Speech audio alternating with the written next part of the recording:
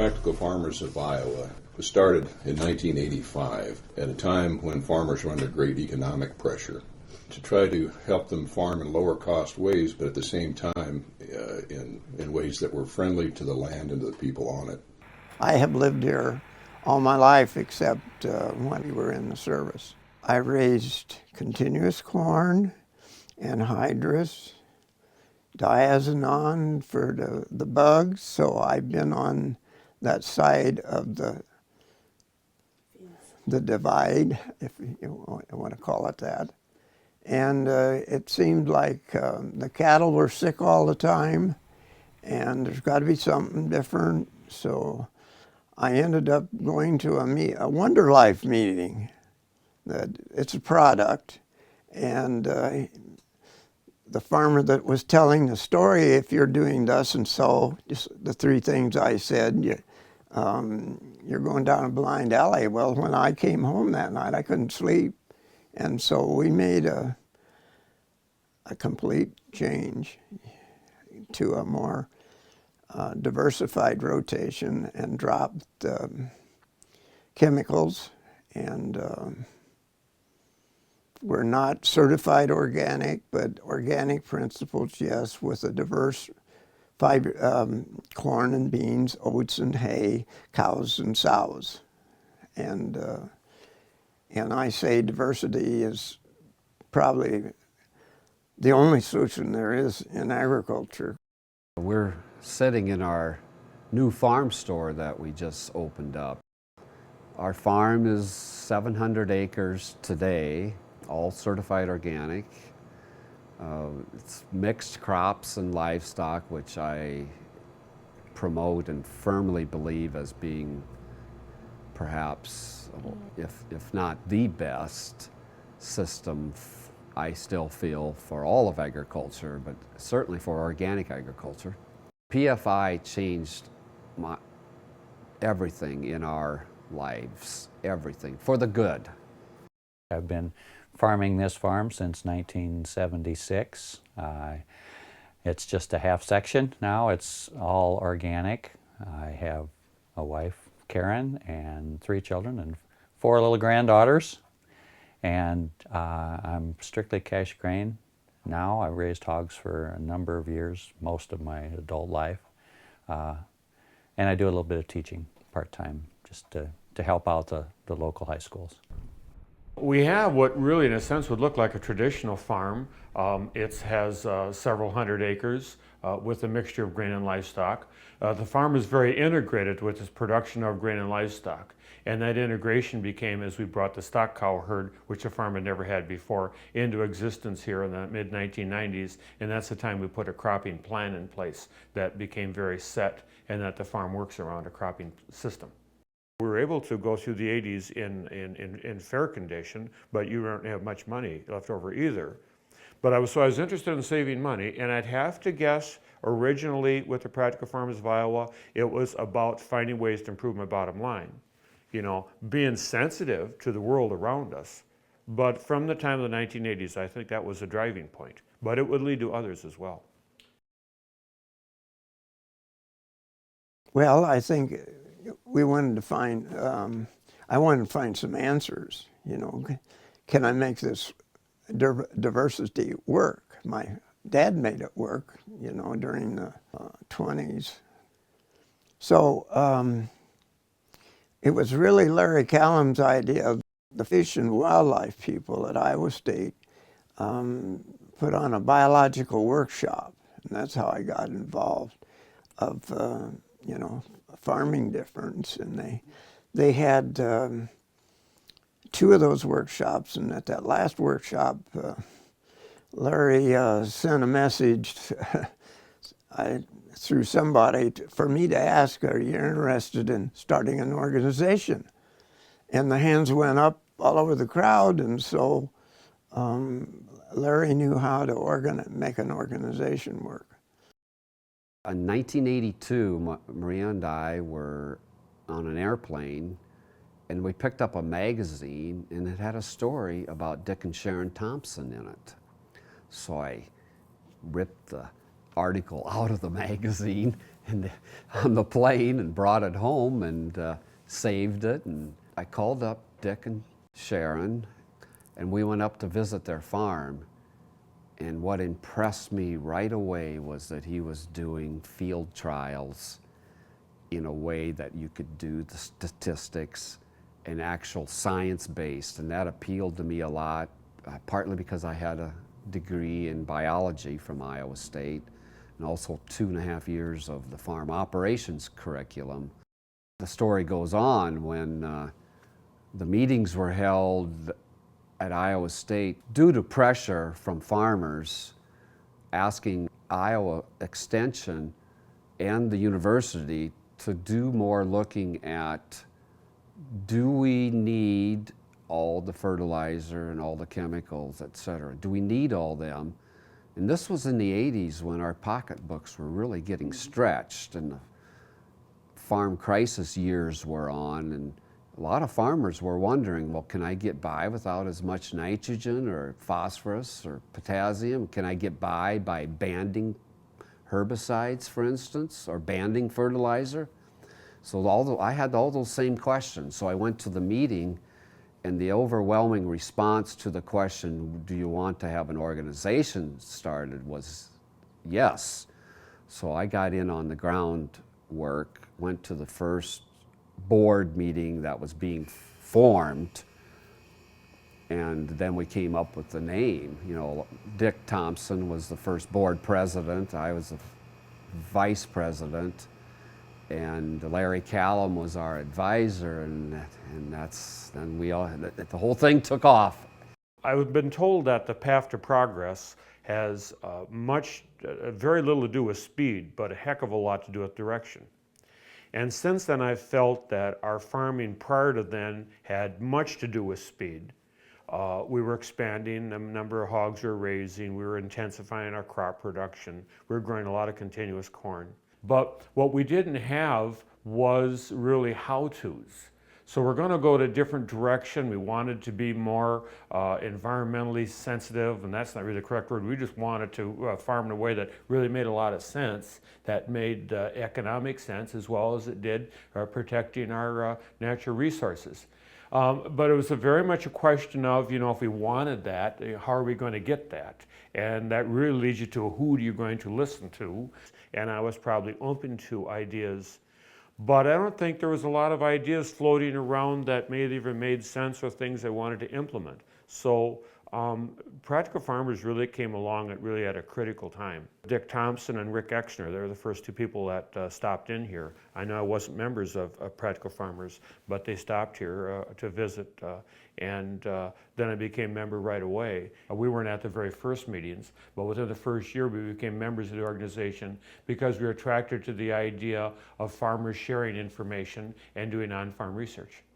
The Cooperators Program, I think, was probably really unique when it was first started. I don't know for sure, but it seemed like at that time to me that especially the collaboration between PFI, the Leopold Center, and Iowa State Extension was really a unique collaboration and really a valuable one. And I think that it was sort of a pattern and was copied around the country. And that was really unique.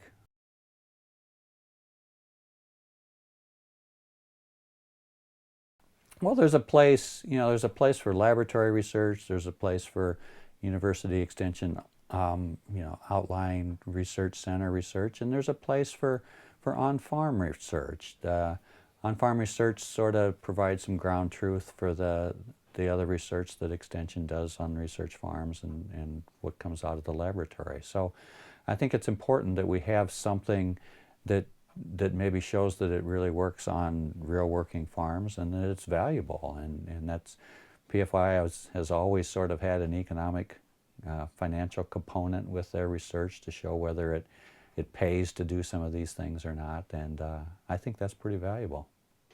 In working with Rodale, I had some small plots, go halfway across the field and then turn around, and then you would have different plots on the rest of the field go in the same direction, and I'm sure glad when that was over. So between Rick Exner and Chuck Francis, and I insisted on we go all the way across the field and make your number of rows you're going to do to fit your machinery, and so something that a farmer could do without having to do a lot of monkey business. Mm-hmm.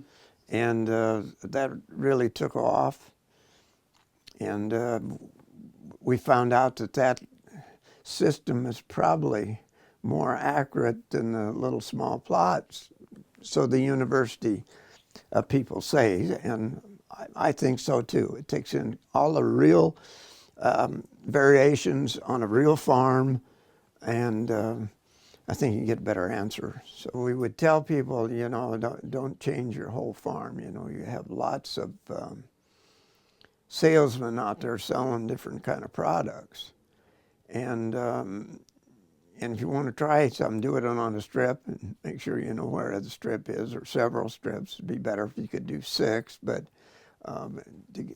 to start with, 1 or 2 would be fine.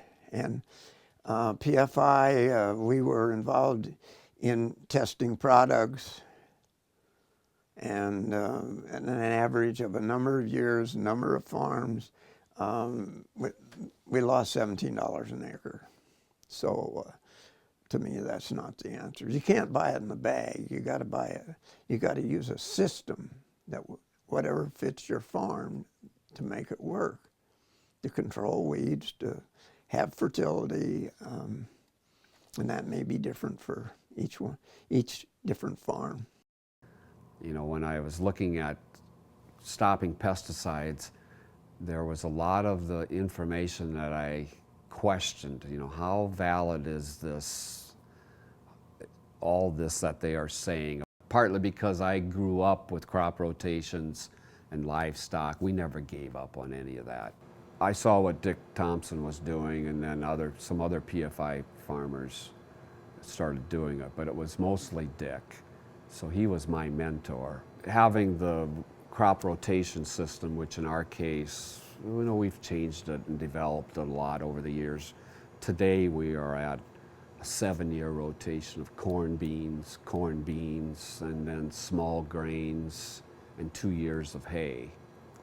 And then we do plow that soil 1 year out of 7. And you know, there's some research to say, well, what's wrong with that? You know, it's not a truly no-till, but you know, this is where you get into the research that shows that in a completely no-till system, more of the carbon is up in the top 6 inches versus having it in lower in the profile, which is important. I think the most challenging for us, as far as ongoing research over the years, is trying to perfect the ridge till system with no herbicides, because it's sort of the best of all worlds, I think, because it's as close to no-till, where we're not disturbing the soil as much, as we can get, unless you're doing no-till with a roller or some other way that's totally no-till, where you don't ever stir the soil up. But we've done trials comparing ridge till, no pesticides, to conventional tillage, which most organic farmers still use. Every time we did it, we would have 5 to 7 times less weeds in our ridge till. So we knew we were on the right track for weed control. And now we still are trying to perfect it, and a lot of it has to do with machinery design, changing that, and management techniques. I think one of the ones that I use today yet, even I have some slides from, was when I had the flame cultivator and I compared with soybeans weed control. It was a 4-treatment trial where I had to control the flame cultivator, and then using rye, fall rye planted in the spring on the ridges in a ridge plant system, and then there was the combination of the two. And it wasn't the typical PFI trial, because it was only replicated 4 times with 4 treatments, you sort of get spread clear across the field. But it was pretty dramatic, and it was very consistent, and it sort of really showed the benefit of using the rye on the ridges for weed control. Practical Farmers was working with Iowa State was developing a late spring test for soil nitrates, which is a test that shows that if your soil level has enough biological activity and residual nitrogen at a certain stage in the month of June, then you don't need additional fertilizer. Well, I'm coming from the standpoint of, I wasn't even using my manure resources very well, and you sure got to put on plenty of fertilizer. I mean, you don't want to skimp on anything. So, this is my mentality, but me, I'm not making any money, so you kind of, you're getting pressured. Change does not come from people who are comfortable. Change comes from people who are uncomfortable. And so I guess in those early years, I was uncomfortable with our financial performance, so at least the door was somewhat open to change. But the trial, of all places I picked, was a piece of ground near the farm that had livestock on for probably 120 years. And it's very black, very heavy ground. And of course, it was corn, and I added my normal amount of fertilizer to it. And then we took the late spring test, but remember there's strips in here that had no additional fertilizer. Well, I set the record. Nobody ever drew a soil sample that ever tested with that much residual nitrogen in the soil. I had all times high. I think you need like a test of 26, and mine came in at like 145. So, you can laugh. You really don't need any fertilizer, but to really prove a point, we continue the trial. So we apply our extra fertilizer, and the strips, we don't apply extra fertilizer, and just dumbfound you can follow. There was no difference in yield, but there was an improvement in financial performance. So that really was, and we have to laugh about it. I have good friends today, Vic Madsen certainly been one, who thought it was the most outrageously funny thing he's ever seen in all the trials he'd ever heard. He thought it was, how in the world would you pick a trial where you would have, obviously you knew you didn't need any fertilizer. Well, some things are obvious and some things aren't. So that was the first trial. It was a really good one because it opened the door. And I'm really glad the door opened then, and I'm also glad we didn't just charge to it and change things overnight. We could see from those early trials that we could reduce inputs without destroying production. We were going to have to improve management levels in both of them. We thought that's very compatible. I don't expect to control weeds and not have to increase my labor or my management strategies. But at the same time, we're not organic at that time. There's a lot of financial pressure. It looks to us like we're just reducing purchases and improving what we're doing with our internal resources. And it is the other members of the Practical Farmers of Iowa and people like Rick Exner and Rick Cruz and other agronomists, Fred Blackmer, who are helping us out in that time. So I think it was really a very good time and a very unique time. And of those trials, those are the ones that really, really kicked doors open, certainly for me.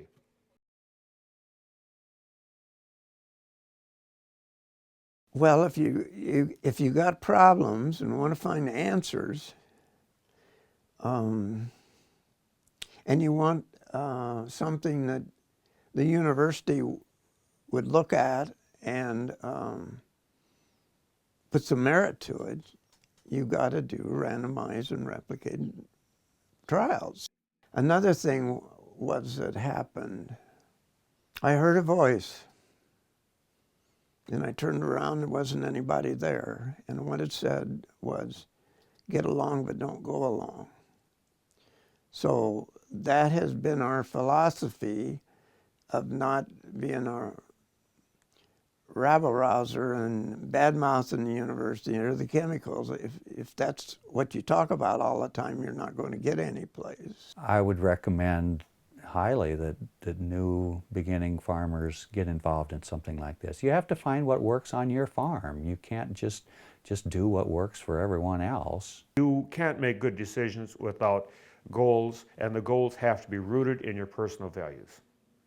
Now, that comes right back home right away with our kids and with each other. What do we want out of life? Where we're going? And that discussion makes people uncomfortable, which is why holistic management is not something that's is like an overwhelming tide. You are asking people tough questions. However, once you answer the questions, you have a very powerful tool. It's curiosity that has led me over the years to exploring all these different kinds of farming, different kinds of crops. So maintaining curiosity and being willing to think on your own, outside the box. That's what PFI allowed me to do personally.